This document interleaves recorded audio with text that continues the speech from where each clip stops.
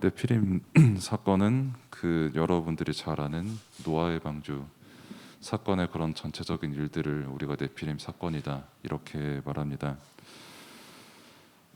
독감이 유행한다라고 제가 말을 들었을 때 저는 남 얘기인 줄 알았어요, 솔직히. 근데 막상 제가 또 이렇게 걸려 보니까 일단 여러분들, 그러니까 저랑 제가 걸렸을 때 이제 랩런트들이 저랑 세계 청소년 수련회를 같이 갔었는데 일단 저만 걸린 게 일단 되게 참 다행이다라고 가장 먼저 생각이 들었고, 이게 사실 코로나 때는 그 일주일 정도 쉬는 시간 이렇게 주잖아요, 코로나 격리. 사실 그때 코로나 때는 한 이틀 정도 아프고 나머지 5일 정도는 집에서 막 브레이크 댄스 추면서 이제 휴식을 즐기면 되거든요. 근데 이거는 5일 정도 격리 기간을 주는데 그 5일을 온전히 회복을 하는데 다 써야 되는 뭐 그런 차이도 있었고, 뭐 그러면서 이제 다시 한번 이제 건강을 위해서도 또 기도를 해야 되고, 이제 여러분들의 어떤 영육간의 건강을 위해서도 기도를 쭉 해야 되는구나라는 것을 좀 많이 다시 한번 은혜로 발견하는 시간이었습니다. 그래서 화평케 하는 자의 복,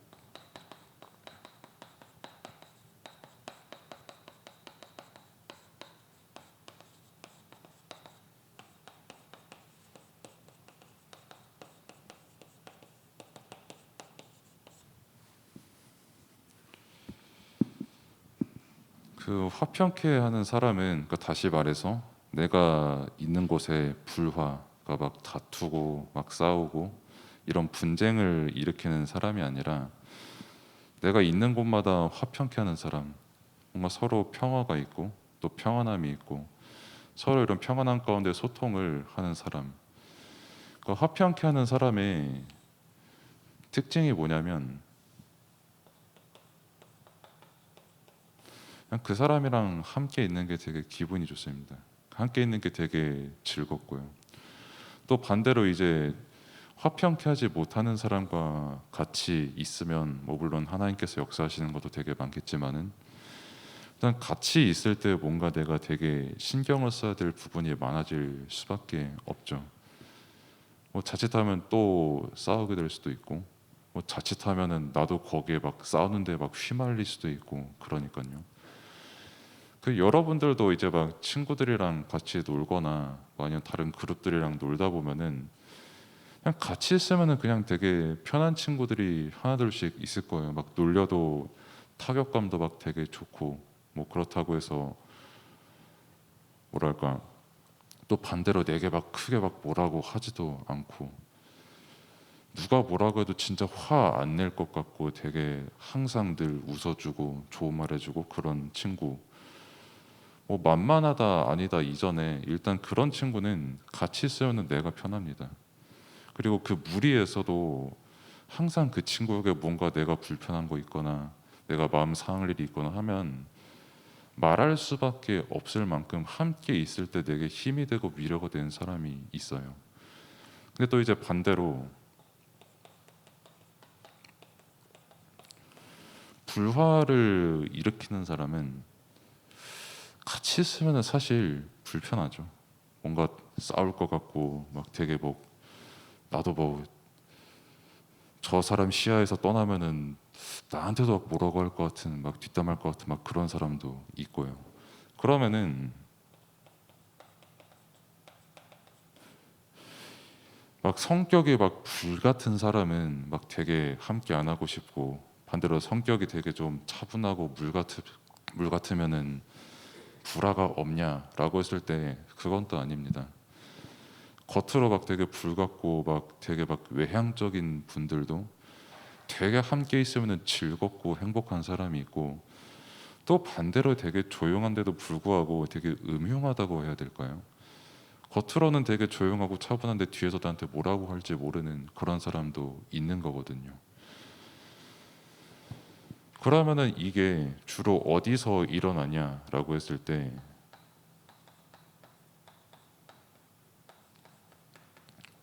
사실상 다 여기서 일어납니다. 어떤 사람이 그런 말을 했어요. 내가 아무리 배고픈 거는 참을 수가 있어도 배 아픈 거는 못 참겠대요. 이게 무슨 말이냐면 배고픈 거는 뭐 내가 배고프고 또 배고프면 건 참을 수 있지만, 그러니까 나보다 내 친구가 더 잘 되고 남이 저 더 잘 되고 이러면 그걸 보고 이제 배가 아프다라고 하거든요. 그러니까 나보다 제가 더 잘 되는 거는 참을 수가 없는 세상 속에서, 특히 우리나라 같은 경우 이게 되게 심한 사회 속에서 살아가고 있거든요. 툭하면은 뭐 너 점수 몇 점이냐, 너 어디 학교냐, 뭐 너 어디 사냐, 뭐 이런 것도 쭉쭉쭉 해가지고 비교를 할 수밖에 없는 그런 상황 속에서 우리가 지금 살아가는데,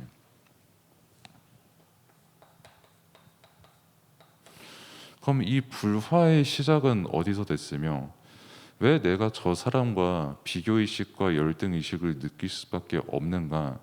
그거에 대한 시작이 어디서 시작됐냐라고 했을 때, 성경은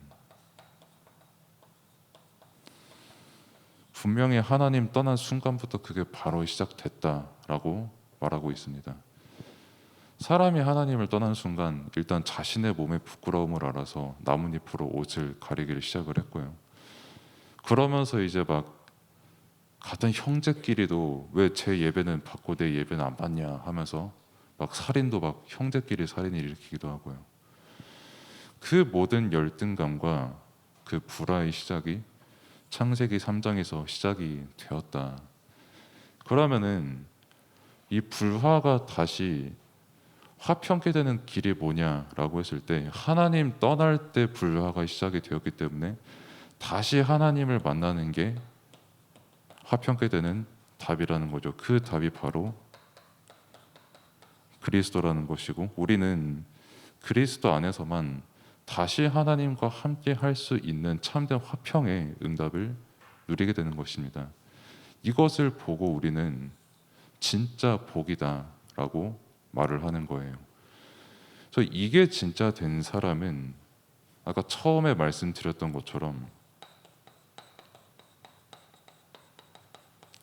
인간관계가 여기서 다시 회복이 됩니다.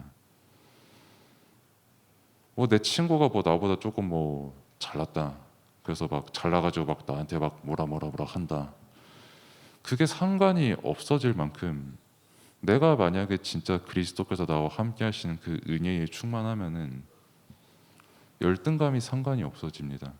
만약에 내가 친구보다 잘났다라고 하면은 겸손하면 겸손했고 그 친구를 도우면 그 친구를 도왔지, 절대 그게 내가 그 친구보다 교만해질 이유가 되거나 또 반대로 열등감을 느낄 이유가 없는 거예요. 그래서 진짜 인간관계, 친구와의 관계, 비교하기 싫어도 사실 싸울 수밖에 없고, 또 맨날 같이 붙어 있음에도 불구하고 친하지만 비교할 수밖에 없는 그 모든 게 다 여기서 시작이 되었구나. 하나님 떠난 사람 진짜 이렇게 비교의식을 가질 수밖에 없구나, 불화가 될 수밖에 없구나 라는 거를 정말 복음을 통해서 깨달으면은 그 누구보다도 여러분은 사람들이 함께하고 싶은 사람이 되는 겁니다. 그게 화평케 하는 자가 누릴 복이에요. 근데 하나님을 떠난 그 사람들 중에 누가 등장했냐라고 했을 때, 오늘 봤던 네피림이 등장을 합니다. 그래서 네피림이 뭐냐라고 했을 때, 그냥 쉽게 말해서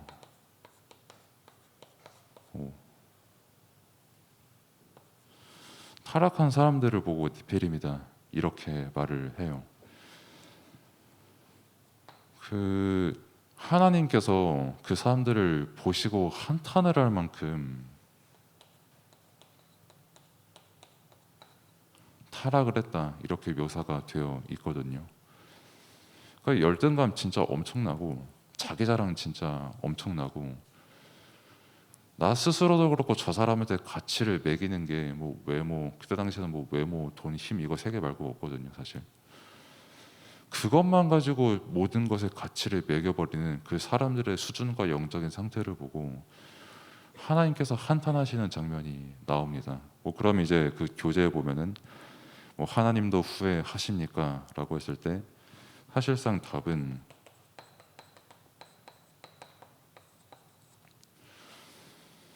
그 후회를 안 하시는 하나님이십니다. 원래는. 근데 다만 이제 사람들이 너무 이제 죄악이 가득하고 그 죄악 가득한 그 모습들을 보면서 정확히는 근심을 하시는 거죠. 걱정을 하시는 거죠.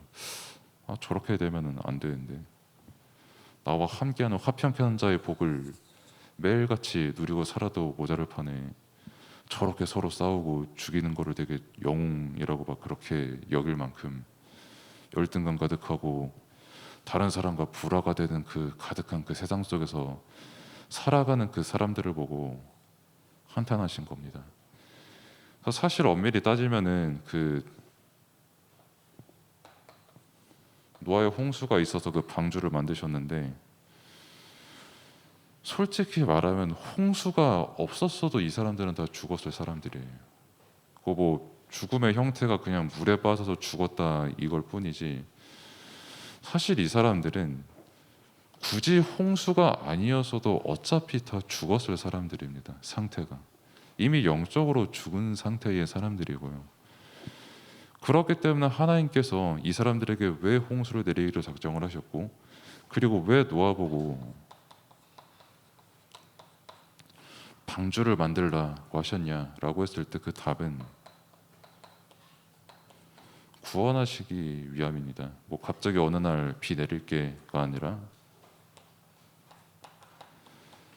그 120년이라는 기회를 주셨거든요. 지금 여러분들이 이제 평균적으로 한 이제 14년에서 한 18년의 이제 인생을 사셨잖아요.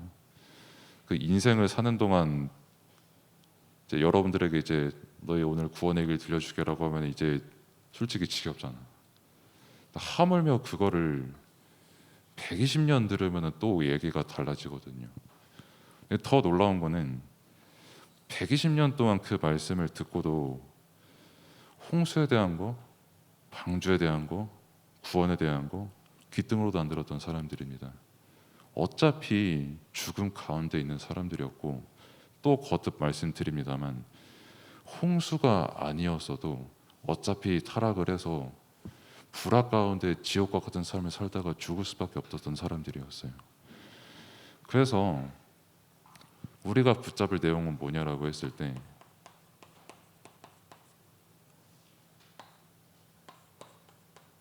하나님께서 우리에게 주신 구원의 길, 이때 당시에는 방주, 지금 우리로 말할 것 같으면 그리스도를 지금 믿으라는 겁니다. 참 놀랍게도 이 그리스도를 믿는 믿음이 아니고서는 그 어느 수를 써서라도 이 인간 관계를 벗어날 길이 없어요.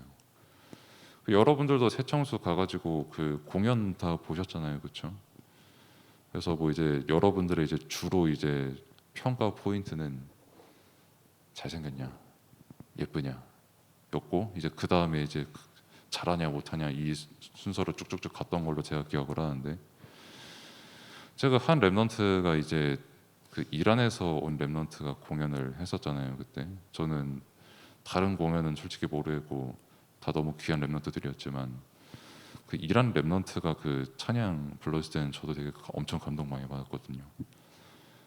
뭐 자기 아버지가 예수 믿으면 죽는 나라에서도 불구하고 예수 믿고 전하겠다고 우리나라로 와가지고 이렇게 복음 받고 복음 배우고 있고 근데 그 이란 랩넌트가 그거를 고백을 하면서 그 나를 나와 함께 하시는 나의 길이 되시는 그리스도 이렇게 찬양하는 게 나는 얼마나 은혜 되는지 몰랐어요, 솔직히.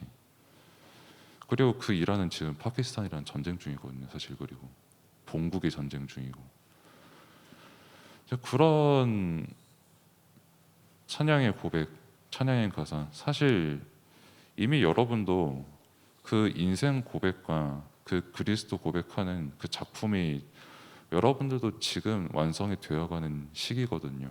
뭐 언제 그게 어떤 작품이 될지는 뭐 하나님만 아시겠지만은 그래서 중요한 거는 만약에 그 이란의 랩넌트가 그리스도를 몰랐으면은 아 우리 아빠는 뭐 이란에서 살지 왜 한국 와가지고 피부 색깔도 다르고 힘들어 죽겠는데 왜 한국 끌고 와가지고 나만 힘들게 하고 하면은 인간관계 완전 박살나는 겁니다.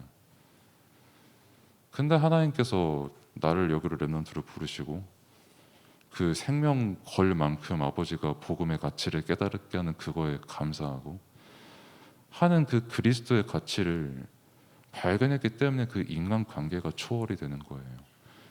평생 불화 가운데 살 수밖에 없는 그 부녀지간이라고 하죠. 부녀지간의 관계가 그리스도 안에서 날마다 서로 감사하고 서로 위해 기도하고 서로 함께하고 싶어질 만큼 복음으로 충만한 그 가정의 응답 또한 여기서 누리게 되는 겁니다. 그래서 하나님께서 여러분들에게 발견케 하시는 인간관계, 그리고 하나님과 함께하는 그 관계, 그 화평을 놓쳐서 타락하고 하나님께서 한탄하실 수밖에 없고, 사실상 홍수에 안 죽었어도 이미 죽어 있는 상태 속에서 살아갈 수밖에 없는 그 인생들, 여러분들의 말씀을 보시고 어떤 것이 나의 길이고 어떤 것이 나의 답인지 발견하는 여러분들의 시간표가 되기를 바랍니다. 기도하겠습니다. 하나님 은혜에 감사를 드립니다. 늘 우리와 함께 하시고 구원의 길 되신 예수 그리스도께서 우리의 영혼, 생각과 마음을 지키시고 인도하시니 감사를 드립니다. 모든 인간관계 그리고 그 이전에 하나님과의 관계가 그리스도 안에서 완전히 회복됐으니 사단에게 속지 않고 어디서나 화평케 되는 자의 응답과 은혜를 최고로 누리며 네피림에 빠져있는 자들을 살릴 수밖에 없는 영적 삶의 응답을 누릴 수 있도록 하나님께서 은혜를 베풀어 주옵소서. 예수 그리스도의 이름으로 기도드립니다. 아멘.